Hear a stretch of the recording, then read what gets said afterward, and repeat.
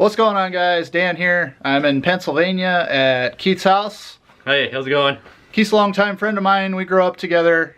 He moved out here a few years ago, so I am here for HDAY. And here on the map, I am from here in Colorado, and we are... Show me where we are, Keith. Red pin. Red pin. This one? Yeah, ish. So we're here. About, and then we're gonna be going down to about there later today to go racing. Yep. Keith's got all kinds of cool stuff in his shop. I'm gonna show you guys around. We got Mona Diesel over here on the wall. Pretty funny. And this thing is amazing. This is a 2.5 RS that is lifted. And tell me about it. So friend at work sent me a Craigslist ad for a $900 car. Showed up, motor was blown, found out it was an automatic, had an awful lot of rust, and just chose to lift it and do something different. Some of you guys probably have seen this before on the PFI channel. Brent came out and visited, and actually we drove it around. One thing you did not see on the channel is actually this winter I went ahead and did a motor swap on it. Started in October, finished it I think last Thursday, somewhere around there. And ended up going with a flat 6 out of a 2003 Subaru Outback. Bit of a shove, but it fits. And eventually everything will work as it should. It's a bit tight in there, but yeah, she's a bit tight. Had to... They cut a 1/4 inch off the fans to get them to work. We actually had to modify the radiator shroud and then had to pull the radiator into the support here. Just every 1/8 of an inch mattered when you're adding 2 cylinders. So this thing is rad. It's fun. It is entirely too much power for the suspension, the lift kit, the brakes, and all that. So going to be upgrading the brakes next. I got some custom 2-inch longer Technofit stainless lines, some Hawk pads, Hawk rotors, stuff like that. I'm going to be doing that here pretty soon because it's too fast for the brakes that it has now. But pretty cool. It was a fun project. I ended up doing the wiring harness was iWire, so I sent all that down to Bryan, California. They did the merge for me. That basically turned it into a plug and play. Yeah. So you start out with. Actually, here I'll show you what you have to do.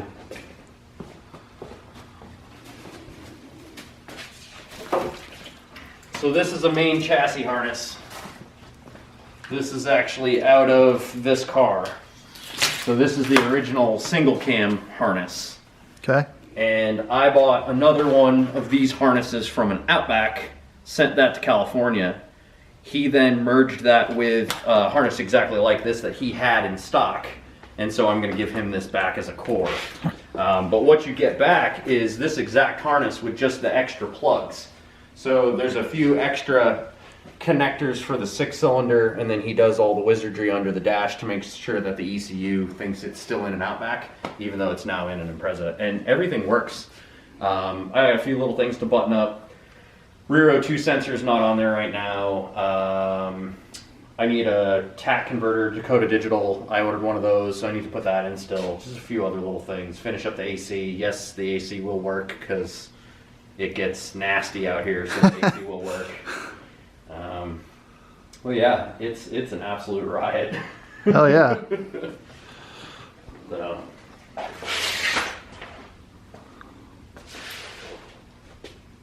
These are 30s, 31s? 39 515s.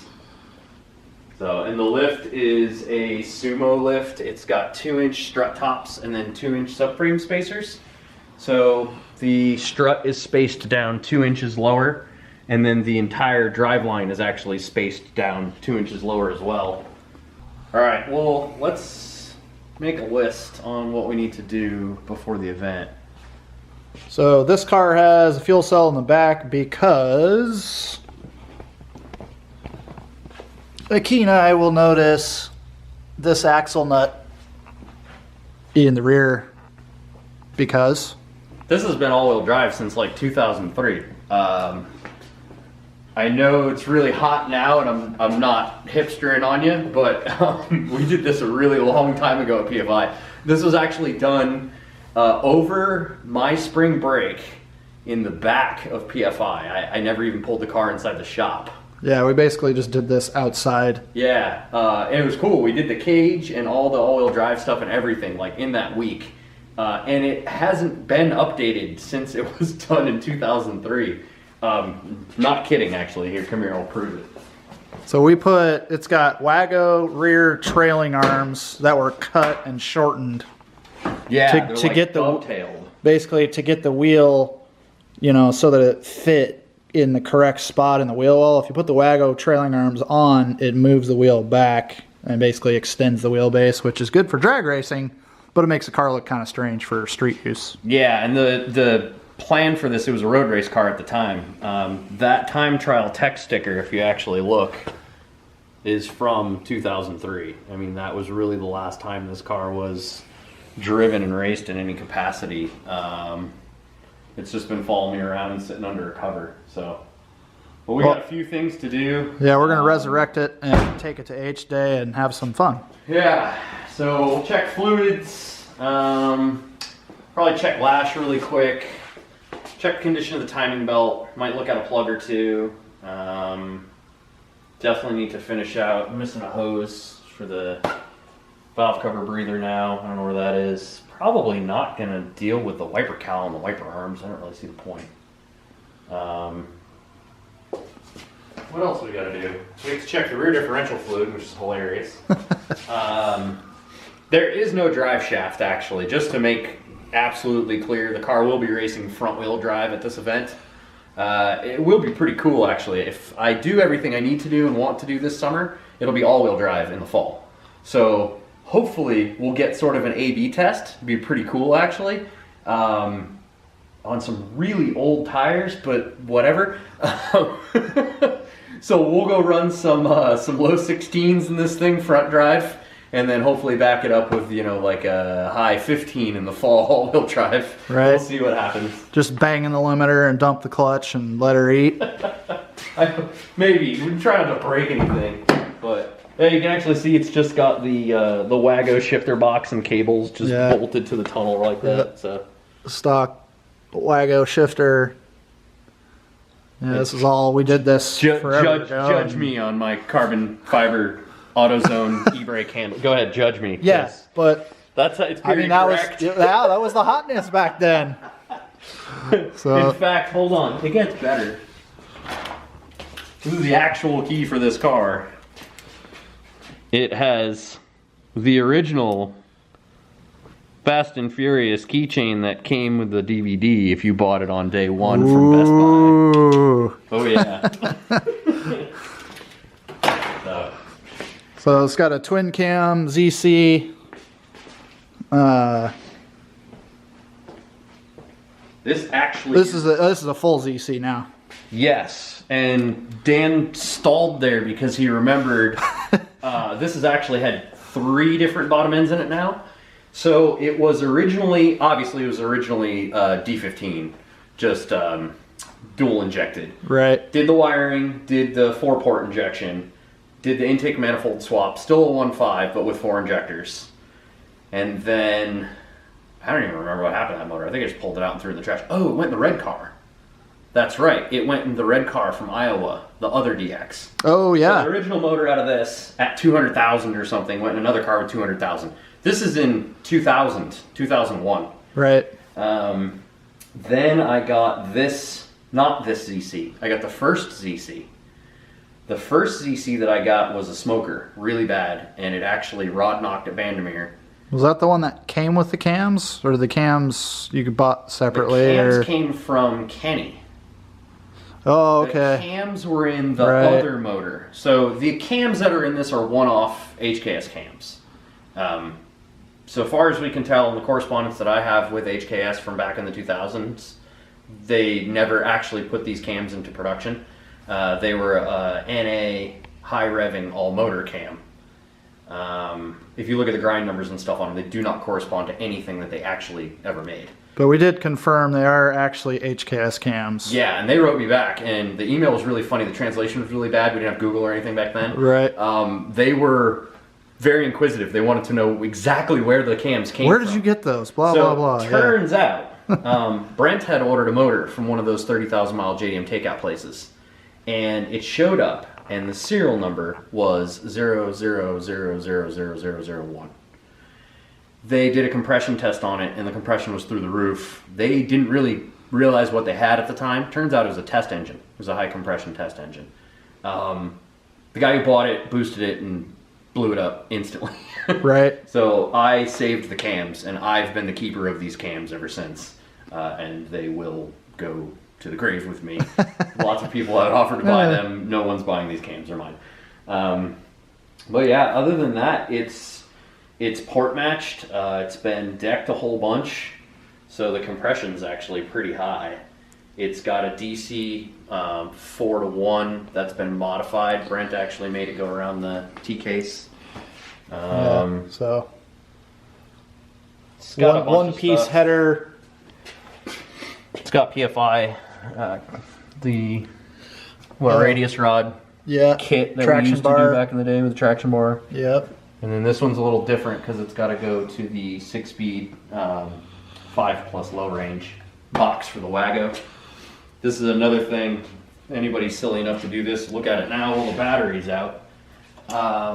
This motor mount actually sits a little higher. If you have an EF, you know the bolt's actually supposed to go a little bit lower. Yep. Paying attention, you know what that washer is? Where'd that come from? Radius rod. Yeah, it's a radius rod washer that we just welded to the body and moved the mount up. So, I mean, we made do with what we had back then. I mean, this was I bought all this stuff, and this was a pretty much figure it out, make it work. Yeah, I mean, there's no custom parts. Nobody was machining and doing all that stuff back then. We were taking OE stuff and just modifying it and making it work.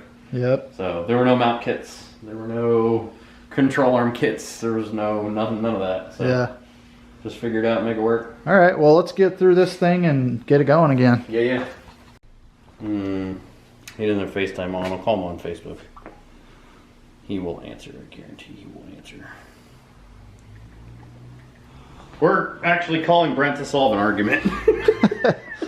We're just pulling the all-wheel drive components out, digging them out. This is the stuff that was on the car at one point.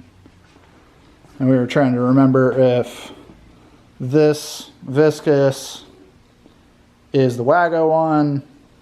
Pretty sure that is. Hey, sweetheart, what are you doing? Nothing. What are you doing? Hanging out with Dan. Hey. My camera. There it is. Oh, there you are. Wait for it. Oh, this camera's off. Yay, modern technology. Hey! Hey!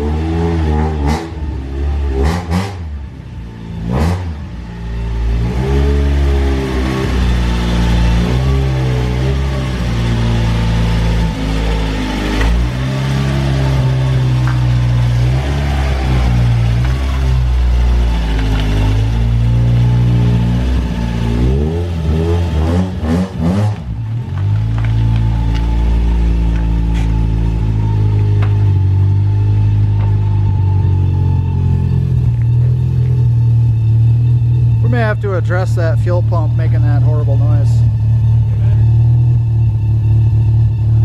Just so you guys understand how long it's been since this thing was running last. I'm not dead yet. I'm feeling much better. I mean, maybe it'll get quieter. Maybe it'll fix itself. Probably not, but maybe.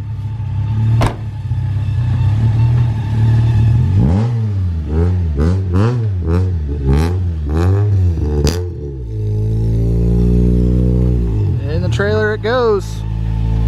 We will be on our way here in just a few. Headed down to HDAY's.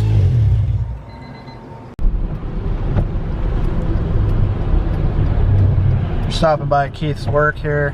Well, this is one of their locations anyway. This isn't the primary location. This is their old building. You guys have probably heard of them, IAG Performance. They do a lot of really high performance Subaru stuff as their specialty. As you can see, they have a pretty sweet WRX on the front of their building. It's a 700 horsepower Golf hiding behind the fence. So we're going to go inside and look around real quick. I've never seen anything so fly. You gotta see if it'll pair. Got them RGB headlights. Don't make me flip it. You gonna see if it'll pair with the Bluetooth. Can we make them do something fancy? That's about it. That's about all you get? We can do it America. Ooh, there you go. So this is IAG. This is one of their locations. Going to MIR and then walking 2 miles to get to the fucking gate. That's why we brought things with wheels. Yeah. So that makes like 1,000. I was spying that earlier. See the wheels for it. They're not on right now, but. Do you see the wheels back to this yet? There's like dead transmission over here.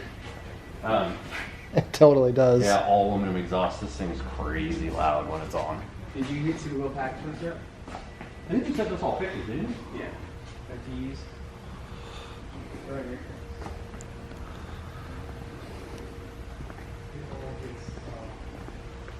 Closest car to right now. Looks like some T-37. I said, fuck it, why not? That's so When I cool. like style, I was like, you know what? We'll do this then. And he's like, that was perfect. I'm like, okay, you're gonna look right. This set's for the blue one? Yeah. Heck yeah. Yeah.